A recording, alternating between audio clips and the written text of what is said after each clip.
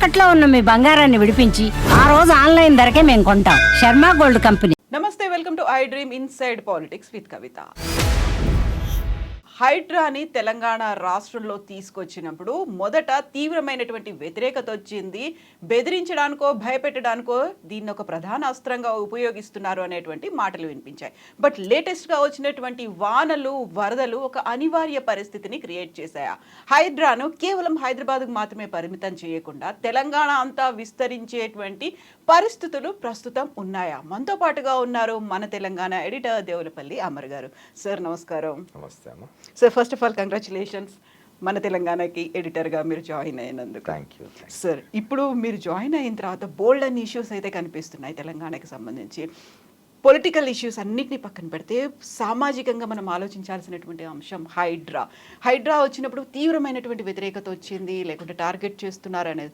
ఇప్పుడు ఒక సిచ్యువేషన్ చూస్తే ఏమనిపిస్తోంది సార్ మీకు? ఇప్పుడు హైడ్రా అనేది ప్రారంభించినప్పుడు ఇప్పుడు దాని ఫుల్ ఫామ్ మీరు చూస్తుంటారు. హైడ్రా ఫుల్ ఫామ్ ఏంటి? Disaster relief, asset protection. ఇందులో రెండు అంశాలు ఉన్నాయి.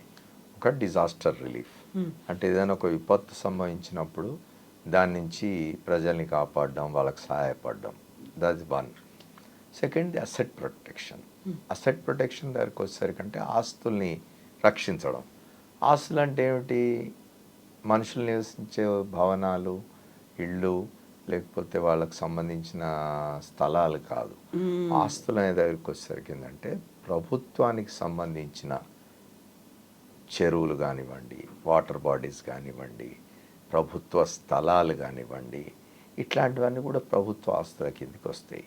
ఇవి దశాబ్దాల తరబడి ముగ్గురు నెక్సస్తో ఇవన్నీ కూడా ఆక్రమణలకు గురవుతున్నాయి. ఒకటి బ్యూరోక్రసీ, అధికారులు. ఫస్ట్ థింగ్, ఈ చెరువులు, కుంటలు ఉండే దగ్గరలో ఉండే రైతులు కానీ ఇతరులు కానీ భూములు ఉంటాయి కదా, వాళ్ళు ఫస్ట్ లాభానికి అమ్మేసుకోవాలి భూములు, లేదా వేరే దీంతో అమ్మడం. అట్లాంటి వాటిని ఇళ్ళు కట్టుకోవచ్చు అని పర్మిషన్ ఇచ్చే అధికారులు రెండోది. వీళ్ళందరికీ సపోర్ట్గా ఉన్న పొలిటికల్ సిస్టమ్. ఈ మూడు సెక్షన్స్ చేసిన పని కారణంగా ఇవాళ హైదరాబాద్ కానీ తెలంగాణ ప్రాంతంలోని ఇతర జిల్లాలు కానీ పక్క రాష్ట్రమైన ఆంధ్రప్రదేశ్లో కానీ ఎక్కడైనా కూడా ఇవాళ వర్షం విలయం సృష్టించడానికి కారణం ఏంది అంటే ఆక్రమణలు. చెరువులను ఆక్రమించినాం. యాక్చువల్గా హైదరాబాద్ నగరం అనేది కొన్ని వందల గ్రామాలతో కలిసిన ఇది నగరం, హైదరాబాద్ నగరం. కొన్ని వందల చెరువులు. హైదరాబాద్ నగరానికి మంచినీటి సౌకర్యం కల్పించడానికి నవాబుల కాలంలో, నిజాం కాలంలో తవ్విన కొన్ని చెరువులు, హుస్సేన్ సాగర్ కావచ్చు, ఉస్మాన్ సాగర్ కావచ్చు, హిమాయత్ సాగర్ కావచ్చు, మూసి, ఇవన్నీ కూడా. మూసి నది ఇవాళ ఎట్లా ఉన్నది? మొత్తం మురికి కాల్వగా తయారైంది, లేదా దాని మీద ఎంక్రోచ్మెంట్స్ వచ్చేసి అసలు మూసి నది అనేగా అనిపించకుండా పోయింది. ఇటీవల కాలంలో గత 10-15 సంవత్సరాలుగా దాన్ని మూసి రివర్ ఫ్రంట్ని మళ్ళీ మేము రివైవ్ చేస్తామని ఒక మాట పాలిటీషియన్స్ నుంచి వినబడుతుంది, ప్రభుత్వాల నుంచి వినబడుతున్నది. దానికోసం ఏదో కార్పొరేషన్ లాంటిది కూడా వేసినట్టు 5,000 కోట్లు ఇది చేస్తామంటారు. ఇప్పుడున్న ప్రభుత్వం, కాంగ్రెస్ ప్రభుత్వం కూడా సీరియస్గానే చేస్తూ ఉంటుంది. నేనేమంటున్నా అంటే, మీరు చెరువులను, కుంటలను, వీటన్నిటిని ఆక్రమించేసి నాలాలు. ఇప్పుడు ఏం కావాలి? ఒకటి, వర్షం పడితే ఆ వర్షం నీళ్లు పోవాల్సిన చోటుకి వెళ్ళే మార్గం ఉండాలి. రెండవది డ్రైనేజీ వ్యవస్థ.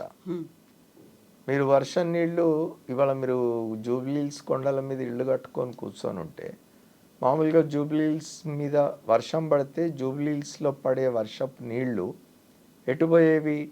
ఇటు కిందికి వెళ్తూ పంజగుట్ట మీదుగా హుస్సేన్ సాగర్లోకి పోయేవి, అటు ట్యాంక్ బండ్లోకి పోయేవి.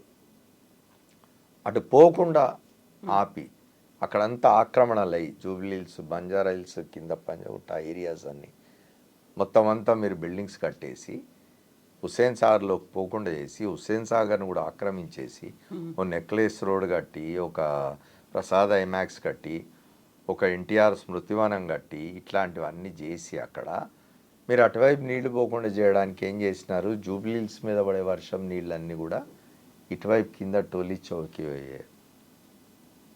ఇచ్చేసినారు, మళ్ళీ ఇచ్చినారు. దాంతో ఏమవుతుంది, పెద్ద వర్షం పడి నీళ్లు పోతే అవన్నీ టోలీ చౌకి లాంటి బస్తీల్లో పేదలు నివసించే బస్తీల్లోకి పోయి అనేక మంది ప్రాణాలు కోల్పోతున్న పరిస్థితి.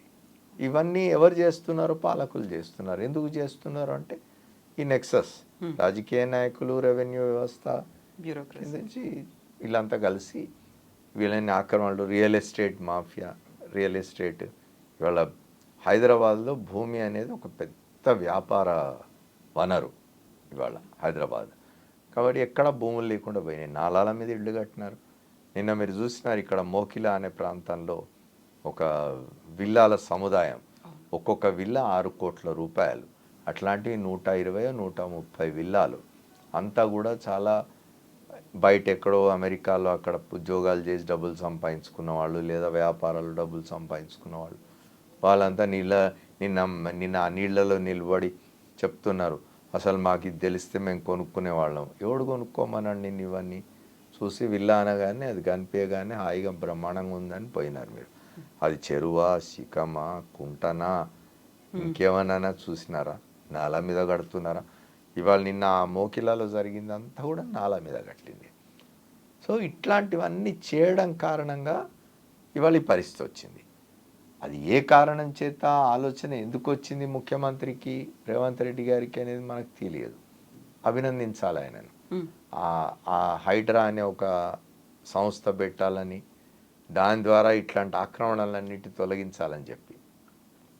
మీరు చాలా పొలిటికల్ విమర్శలు చేస్తున్న వాళ్ళు చేస్తున్నారు, కానీ తొలి దశలో కొట్టిన వీటిలలో ఆస్తుల్లో కాంగ్రెస్ నాయకుడు, కేంద్ర మంత్రిగా పనిచేసిన పల్లన్ రాజు సంబంధించింది కూడా ఉంది.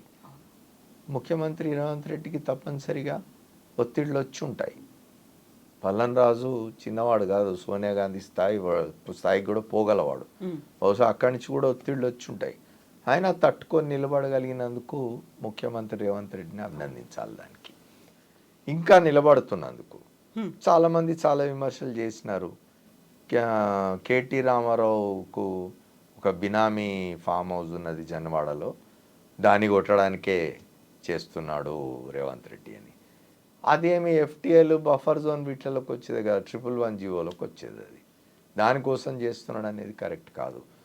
ఒకవేళ రేవంత్ రెడ్డి గారికి అట్లాంటివి ఏమన్నా మైండ్లో ఉన్నప్పటికీ అవన్నీ కూడా ఇల్లీగల్గా, అంటే అక్రమంగా కట్టి ఉంటే, అక్రమంగా ఆక్రమించుంటే భూములు, అది ఎవరిదైనా పోవాల్సిందే. కేటీ రామారావుదైనా పోవాలి, రేపు కేసీఆర్ ఫామ్ హౌస్ అయినా పోవాలి. ఒకవేళ అవి చెరువుల్లో కట్టుంటే, అక్రమంగా ఆక్రమించుకొని కట్టుంటే, నాలాల మీద కట్టుంటే, లేకపోతే మీరు పర్యావరణాన్ని ఎట్లా రక్షిస్తారు? ముఖ్యంగా మీకు ఇవాళ హైదరాబాద్ పరిస్థితి ఏమిటి అని అంటే, హైదరాబాద్లో ఏ 15 లక్షలు 20 లక్షల జనాభా ఉన్న కాలంలో నిజాం రాజులు ఏర్పాటు చేసిన డ్రైనేజీ వ్యవస్థ, ఏర్పాటు చేసిన మంచినీటి సౌకర్యాలు, ఇవాళ మీ పాపులేషన్ ఎంత? 2 కోట్లు దాటింది. హైదరాబాద్లో 20 లక్షల పాపులేషన్ కోసం ఏర్పాటు చేసిన సౌకర్యాల్ని 2 కోట్ల మందికి మీరు ఎట్లా ఇచ్చేస్తారు? ఎప్పుడైతే మీరు 2 కోట్ల జనాభా పెరగబోతున్నది, హైదరాబాద్లో జనాభా 2 కోట్లు కాబోతున్నదనే దూరదృష్టి మీకు ఉండి ఉంటే, మీరు తర్వాత కాలంలో ఏనాడైనా ఏ ప్రభుత్వం అయినా, నేను వాళ్ళు వీళ్ళని చెప్పి విమర్శించడం లేదు, అది కాంగ్రెస్ ప్రభుత్వమా, తెలుగుదేశం ప్రభుత్వమా, తర్వాత వచ్చిన తెలంగాణ రాష్ట్ర సమితి, ఇవి కాదు. మనం గొప్పగా చెప్పుకుంటున్నాము, ట్విన్ సిటీస్ నుంచి ట్రై సిటీ అయింది మనది, ఇప్పుడు 4th సిటీ కట్టుకుంటామని చెప్తున్నాం. నా విజ్ఞప్తి ఏంటంటే ముఖ్యమంత్రి గారికి, 4th సిటీ కట్టండి, కట్టొద్దని అంటలేను, కానీ ఇదివరకున్న సిటీస్ని నెగ్లెక్ట్ చేయకండి. గతంలో వాళ్ళు చేసినట్టు చంద్రబాబు నాయుడు గారు చాలా గొప్పగా చెప్తారు ఇప్పటికీ. ఏంటంటే, నేను హైటెక్ సిటీ కట్టినాను, నేను ఒక 3వ నగరాన్ని సృష్టించినాను, నేను అపర విశ్వామిత్రుడిని అని చెప్తుంటారు ఆయన. నువ్వు అది కట్టే క్రమంలో ఆల్రెడీ ఉన్న జంట నగరాల్లో అనేక ప్రాంతాలు నరక కూపాలుగా తయారైనవి. ఎక్కడ మీకు కనీసం గార్బేజ్ డంపింగ్ యార్డ్స్ లేవు, డ్రైనేజ్ వ్యవస్థ లేదు, మంచినీటి సౌకర్యం సరిగ్గా లేదు. రోజు రోజుకి స్లమ్స్ పెరిగిపోతున్నాయి. ఇప్పుడు పేదల్ని ఎలిమినేట్ చేయలేం కదా, పేదరికాన్ని ఎలిమినేట్ చేయాలి కానీ పేదల్ని కాదు కదా ఎలిమినేట్ చేయాల్సింది. మరి వాళ్ళు నివసిస్తున్న స్లమ్స్ పరిస్థితి ఏమిటి? లేదా భూములను ఆక్రమించి పెద్దవాళ్ళు కడుతున్న విల్లాల పరిస్థితి ఏమిటి? ఆ విల్లాలే మునిగిపోతున్నాయి ఇవాళ. ఓ పక్క పేదలు నివసించే స్లమ్స్ మునుగుతాయి, ఇంకో పక్క విల్లాలు మునుగుతాయి. వీటన్నిటికీ ఖచ్చితంగా దూరదృష్టి. ఇవాళ రేవంత్ రెడ్డి గారు ముఖ్యమంత్రిగా ఉన్నారు. ఆయన ఇంకో 20 ఏళ్ల వరకు ఈ హైదరాబాద్ని సురక్షితంగా ఉంచాలి అనే ఆలోచన చేసి దూరదృష్టితో వ్యవహరిస్తే తప్పనిసరిగా మంచి ఫలితాలు వస్తాయి. ఇవాళ హైదరాబాద్ ఒకటే కాదు, మనకు జిల్లాలు చూస్తున్నాం. ఖమ్మం జిల్లా ఈసారి వరస్ట్ ఎఫెక్టెడ్. ఖమ్మం జిల్లా పక్కన వరంగల్ జిల్లా వరస్ట్ ఎఫెక్టెడ్. మనం వరంగల్ జిల్లా ఒక 2-3 సంవత్సరాల క్రితం చూసినాం. వరంగల్ జిల్లా కేంద్రం, ఉమ్మడి వరంగల్ జిల్లా కేంద్రం మొత్తం మునిగిపోయిన పరిస్థితి, రోడ్ల మీదకి రాలేని పరిస్థితి. ఇవన్నీ ఎందుకు జరుగుతున్నాయి? వరంగల్లో చెరువు ఉన్నది భద్రకాళి. నా చిన్నప్పుడు ఆ చెరువు ఎంత ఉండేది, దాంట్లో ఇప్పుడు 10వ వంతు కూడా లేదు ఆ చెరువు. చుట్టన్నీ ఆక్రమణలు. ఇవాళ మీరు పోతే ట్యాంక్ బండ్, హుసేన్ సాగర్, దాని ట్యాంక్ బండ్ అంటాం, హుసేన్ సాగర్ కూడా ఏమైంది? మొత్తం ఎన్ని వందల ఎకరాలు ఆక్రమణలకు గురైనాయి. ఆక్రమణలకు గురైంది కాకుండా మిగిలిపోయిన ట్యాంక్ బండ్లకు కూడా మీరు ఫ్యాక్టరీల నుంచి రసాయన కాలుష్యాలు వదులుతూ ఉన్నారు. ఇంత పర్యావరణంతో ఆడుకుంటూ ఉంటే, ఇంత పర్యావరణానికి నష్టం కలిగిస్తూ ఉంటే చూస్తూ ఊరుకోవడం ప్రభుత్వాల పని కాదు. అట్లా చూస్తూ ఊరుకుంటే ప్రభుత్వాన్ని క్షమించకూడదు. స్వచ్ఛంద సంస్థలు, పర్యావరణం పట్ల ప్రేమ ఉన్న వాళ్ళు వీళ్ళంతా పనిచేస్తూ ఉన్నారు, మాట్లాడుతున్నారు, ఉద్యమాలు చేస్తున్నారు, కానీ ఏం ప్రయోజనం లేకుండా పోయింది. అందరికీ ఇప్పుడు ఒక చిన్న ఆశ, హైడ్రా. అదొకటి. దీన్ని తప్పనిసరిగా కొనసాగించి చివరికంట ఎక్కడెక్కడ కొన్ని వందల చెరువులు ఉండే హైదరాబాద్లో అవన్నీ రిస్టోర్ చేయగలిగితే ఇంకా అంతకంటే గొప్ప ఇది లేదు రేవంత్ రెడ్డి గారికి.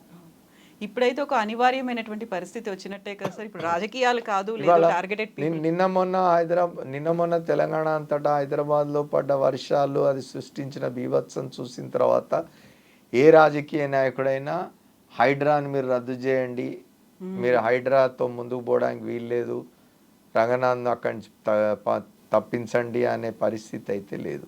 ఎందుకంటే పొలిటికల్ విమర్శలు వేరు, పొలిటికల్గా ఏమైనా మాట్లాడవచ్చు. కానీ ఎప్పుడైతే ప్రజల ప్రాణాలకు సంబంధించిన వ్యవహారం వస్తుందో, ఎప్పుడైతే ఆస్తుల నష్టానికి సంబంధించిన వ్యవహారం వస్తుందో, పాలిటీషియన్స్ కూడా నేను అనుకోనంత సాహసం చేస్తారని చూడాలి. సార్, ఇప్పుడు నిజంగా ముందుకు వెళ్ళాలి అనుకుంటే హైదరాబాద్లో ఇన్ని చెరువులు ఆల్మోస్ట్ వేల సంఖ్యలో ఉన్నాయి, వందలకు పడిపోయాయి. ఉన్న 100లో కూడా 60% పైగా ఎంక్రోచ్మెంట్లు అయ్యాయి. ఇన్ని రకాల లెక్కలు ఉన్నప్పుడు ఎవరైనా పర్లేదు, కమ్ వాట్ మే, ప్రతి ఒక్కరి భవనాన్ని లేకపోతే ప్రతి ఒక్క ఎంక్రోచ్మెంట్ని కూల్చేయాలి అనుకున్నప్పుడు అప్పుడు హైదరాబాద్ పరిస్థితి ఎలా ఉంటుంది సార్? హైదరాబాద్ పరిస్థితి ఎలా ఉంటుంది అంటే తప్పదమ్మా. ఇప్పుడు నేనేమంటున్నానంటే మీకు ఒకసారి గుర్తు చేయాలి. 1977-78లో ఎమర్జెన్సీ అనంతరం చెన్నారెడ్డి గారి ప్రభుత్వం రాగానే ఆయన ఒక ప్రకటన చేసినాడు, అందరం హర్షించినాం. ఆయన ఏం ప్రకటన చేసినాడంటే, నేను హైదరాబాద్ నగరాన్ని విస్తరిస్తాను, నేను శాటిలైట్ టౌన్షిప్స్ కడదాం. మనం హైదరాబాద్ ఏంది నీకు ముంబై లాగానో లేకపోతే కేరళ రాష్ట్రం లాగానో అట్లా కాదు కదా. మనకు హైదరాబాద్ చుట్టూ ఏం సముద్రం లేదు, ఇది లేదు. ఎంత దూరం అన్నా మనం విస్తరించవచ్చు. ఇటు నిజామాబాద్ వైపు పోవచ్చు, ఇటు కరీంనగర్ వైపు పోవచ్చు, ఇటు వరంగల్ వైపు పోవచ్చు, ఇటు మెదక్ వైపు పోవచ్చు. ఒక 300-400-200-300 కిలోమీటర్ల వరకు కూడా మనం నగరాన్ని ఒక 150-200 కిలోమీటర్ల వరకు కూడా మీరు పోవచ్చు. అప్పట్లో ఆయన చేసినాడు ఈ మాట, ఈ ప్రకటన, శాటిలైట్ టౌన్షిప్స్కి వెళ్దాము, మనం ఈ నగరాన్ని క్రౌడెడ్ చేయొద్దు అని చెప్పినారు. అందరం సంతోషించినాం. కానీ ఏం జరిగింది, 1-2 మాసాల్లోనే ఆయన చార్మినార్ చౌరస్తాలో 6 థియేటర్లకు పర్మిషన్ ఇచ్చినాడు ఆయనే. అంటే పొలిటికల్ విల్, మరి ఆయన ఏ ఒత్తిళ్లకు లొంగి చేసినారనేది మనకు అనవసరం, కానీ పొలిటికల్ విల్ ఉండాలి. ఇవాళ కూడా మీరు ఇప్పుడు ఇక్కడ ఏవైతే ఆక్రమణలు మీరు తొలగిస్తే ఏమవుతుంది, అయ్యో ఇన్ని భవనాలు పోతాయి కదా, కొన్ని వందల భవనాలు పోతాయి, కొన్ని వందల విల్లాలు పోతాయి, అయ్యో ఎట్లా అని అనుకోవచ్చు. విస్తరించండి, ట్రాన్స్పోర్ట్ ఫెసిలిటీస్ క్రియేట్ చేయండి. మీకు ఆల్రెడీ హైదరాబాద్లో మెట్రో వ్యవస్థ ఉన్నది, దీన్ని ఎక్స్టెండ్ చేయండి. మీరు డిఫరెంట్ ప్లేసెస్కి, మీరు అమెరికా లాంటి దేశంలోకి పోయి చూస్తే ఎంతెంత దూరాలు ప్రయాణం చేస్తారు. రోజు ఉదయం లేచి ఒక దగ్గర నుంచి ఇంకో దగ్గరికి ప్రయాణం చేసి ఉద్యోగాలు చేసుకొని మళ్ళీ సాయంత్రానికి వస్తారు. ఎందుకు, ఎట్లా వస్తారంటే వాళ్ళ దగ్గర ఉండే ఒక ఏమంటారు అద్భుతమైన ట్రాన్స్పోర్ట్ సిస్టమ్, రోడ్స్ కానివ్వండి, లేకపోతే ట్రాన్స్పోర్ట్ కానివ్వండి, ఇవన్నీ ఎంత దూరమైనా ఒక గంటలు చేరుకోగలిగిన పరిస్థితి. ఇవాళ మనకు మెట్రో రైల్ వ్యవస్థను కనుక మీరు డబుల్ ఖర్చు పెట్టి దాన్ని ఇచ్చేయగలిగితే సిటీలో ఎక్కడికైనా పోయి ఉండడానికి ఎవరికైనా అభ్యంతరం ఉండదు, ఎంత దూరమైనా పోయి ఉండడానికి ఎవరికి అభ్యంతరం ఉండదు. ఇవాళ పోవడం లేదా, ఇప్పటికే చాలామంది మీరు గమనించినట్టయితే ఔటర్ రింగ్ రోడ్కి అవతల ఇంకా చాలా దూరం పోయి చేవెళ్ళ, వికారాబాద్ దాకా పోతున్న వాళ్ళు ఉన్నారు. వాటన్నిటికీ మీరు ట్రాన్స్పోర్ట్ ఫెసిలిటీస్ క్రియేట్ చేయండి. ప్రభుత్వం యొక్క బాధ్యత ఏంటంటే ఇట్లాంటి విషయాలు ఖచ్చితంగా ఉండాలి. చెరువుల్ని కానీ, ప్రభుత్వ స్థలాల్ని కానీ, నాలాల్ని కానీ ఆక్రమించకూడదు.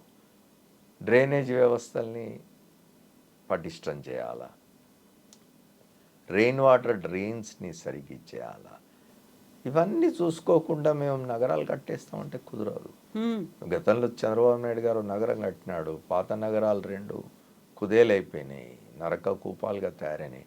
మీరు హైదరాబాద్లో కొన్ని ప్రాంతాలు పోతే ఒకప్పుడు హైదరాబాద్లో ప్రధానమైన ప్రాంతాలు అనిపించే నారాయణగూడ, చిక్కడపల్లి, సుల్తాన్ బజార్, కోటి, ఆబెద్స్ ఇట్లాంటి ప్రాంతాలకు మీరు వాళ్ళు వెళ్ళి చూసినట్టయితే దుఃఖం వస్తుంది. అవన్నీ కూడా చెత్త కుప్పలుగా తయారైనాయి. నేనేమంటారు అంటే కొత్త నగరాలను సృష్టించే క్రమంలో ఆల్రెడీ ఉన్న నగరాన్ని పాడు చేసుకోకూడదు కదా. దాన్ని మంచిగా ఉంచుకుంటూనే, దాన్ని మరింత బాగు చేసుకుంటూనే వేరే నగరాలు కట్టాలి, అప్రిషియేట్ చేద్దాం. తప్పనిసరిగా నగరాలు ఎక్స్టెండ్ కావాల్సింది. ఇప్పుడు నేను చెప్పినట్టు హైదరాబాద్కు అదొక గొప్ప అడ్వాంటేజ్ ఉన్నది, ఎంత దూరమైనా వెళ్ళడానికి అవకాశం ఉన్నది, కాబట్టి ఆ పని చేయాలి. హైదరాబాద్ మనం విశ్వనగరంగా ప్రపంచ పటంలో పెట్టాలి అని చూస్తున్నాము. దానికి తగ్గట్టుగా వనరులు కావచ్చు, మన కంపెనీలు రావాలి, పరిశ్రమలు రావాలి, ఇంత విస్తరించాలి అనుకున్నప్పుడు ప్రైమరీగా పెట్టాల్సినటువంటి ఫోకస్ పెట్టకుండా పోయాము, దాన్ని నెగ్లెక్ట్ చేసాము, డెస్ట్రాయ్ అయ్యేలా చూసాము. మళ్ళీ వాటిని రెజ్యూనేట్ చేసుకోవాలి, పునర్వైభవం రావాలి ఇలాంటి చెరువులకి అంటే ఇంకా ఏం జరగాలంటారు సార్? ఫోకస్ అనేది ఇంతకాలం ఎందుకు పెట్టలేకపోయారు వీటి మీద? అదే నేను చెప్పేది. నేనేమంటున్నాను, ఒత్తిడి అనేది ఎక్కడి నుంచి వస్తున్నది, రియల్ ఎస్టేట్ వాళ్ళ దగ్గర నుంచి ఒత్తిడి వస్తుంది. ఎందుకంటే భూమి అనేది వాళ్ళ చాలా విలువైంది, వాళ్ళ అన్నిటికంటే ఎక్కువ, బంగారం కంటే కూడా ఎక్కువ విలువైంది భూమి. కాబట్టి భూమి ఎవరి దగ్గర ఉన్నది, ప్రభుత్వ స్థలాలన్నవి, లేకపోతే ఇట్లాంటి చెరువులు, కుంటలు ఇట్లాంటివి ఉన్నాయి. వీటన్నిటిని ఆక్రమిస్తే తప్ప మీకు నగరానికి దగ్గరలో లేదా నగరం మధ్యలో కట్టడానికి లేదా నగరాన్ని ఆనుకొని కట్టడానికి లేకుండా ఉన్నది. కాబట్టి వాళ్ళ ఒత్తిడికి లొంగి రాజకీయ వ్యవస్థ కూడా దీన్ని ఆ పార్శ్వాన్ని పట్టించుకుని ఉండదు, నెగ్లెక్ట్ చేసి ఉంటుంది. ఇప్పటికైనా ఆలోచన వచ్చినందుకు అభినందిద్దాం. ఇప్పటికైనా హైడ్రా లాంటి ఒక సంస్థను పెట్టి ఒక ఎవరికి లొంగని, ఎవరి మాట వినని అధికారిని పెట్టడం అనేది గొప్ప విషయం. సో ఇప్పుడు హైడ్రా కేవలం హైదరాబాద్కి మాత్రమే పరిమితం కాదు. ఇప్పుడు వరంగల్, ఖమ్మం ఇవన్నీ చూసిన తర్వాత ప్రతి చోట ఇలాంటిది ఒక వ్యవస్థ ఏర్పాటు చేయాలి, దాన్ని విస్తరించాలి అనేది. మీరు తెలంగాణలో ఉన్న ఇతర నగరాలే కాదు, ఇతర పట్టణాలే కాదు, మీరు బయట రాష్ట్రాల నుంచి కూడా దీన్ని అబ్జర్వ్ చేస్తున్నారు. ఇప్పుడు ఢిల్లీకి సంబంధించిన, ఢిల్లీ కూడా చాలా ఇబ్బందుల్లో ఉన్నది. అంటే ఢిల్లీలోని కొన్ని ప్రాంతాలు చాలా గొప్పగా కనిపించవచ్చు, కానీ మీరు పాత ఢిల్లీకి పోతే మళ్ళీ పరిస్థితి భయానకంగా ఉన్నది. సో అక్కడి వాళ్ళు కూడా ఎంక్వైరీస్ చేస్తున్నారు.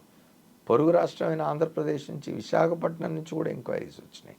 నిజానికి ఇప్పటికి విశాఖపట్నం ఇట్లాంటివి ఏవి లేని ఒక అద్భుతమైన సుందర నగరంగా ఉన్నది. అక్కడి నుంచి కూడా ఎంక్వైరీస్ వచ్చినాయి. ఇప్పుడు విజయవాడ పట్టణం, నిన్న మొన్న మనం చూస్తున్నాం విజయవాడ పట్టణం పరిస్థితి అనేది మొత్తం మునిగిపోయి ఉన్నది. గత 5 ఏళ్ల కాలంలో 2019 నుంచి 24 వరకు జగన్మోహన్ రెడ్డి ముఖ్యమంత్రిగా ఉన్న కాలంలో అక్కడ ఒక రిటైనింగ్ వాల్ అని కట్టినారు కృష్ణలంక ప్రాంతాల్లో.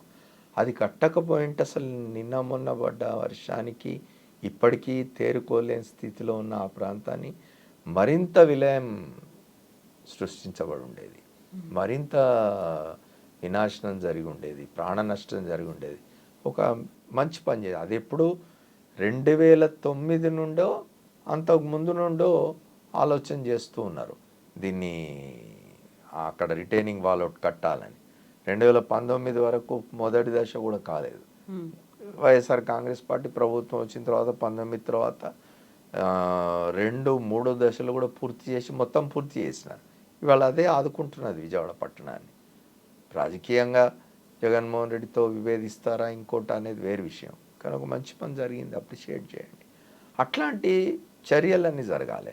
ఇప్పుడు ఖమ్మంలో భూముల ఆక్రమణకు గురైనా, చెరువుల ఆక్రమణకు గురైనా, వరంగల్లో అయినా ఇంకో చోట అయినా ఇవన్నిటిని కూడా రెస్టోర్ చేసుకోవాలి అనే ఆలోచన ప్రభుత్వాలకు రావాలి. ప్రభుత్వాలకు రాకపోయినా వాటి మీద ఒత్తిడి తెచ్చేంత చైతన్యం ప్రజల్లో రావాలి. అంటే వాళ్ళే నష్టపోతున్నారు కదా. ఇవాళ చూడండి ఎంత జిల్లాలలోకి పోతే, మీరు వరంగల్ జిల్లా కానీ ఖమ్మం జిల్లా కానీ పోతే దయనీయంగా ఉంది పరిస్థితి.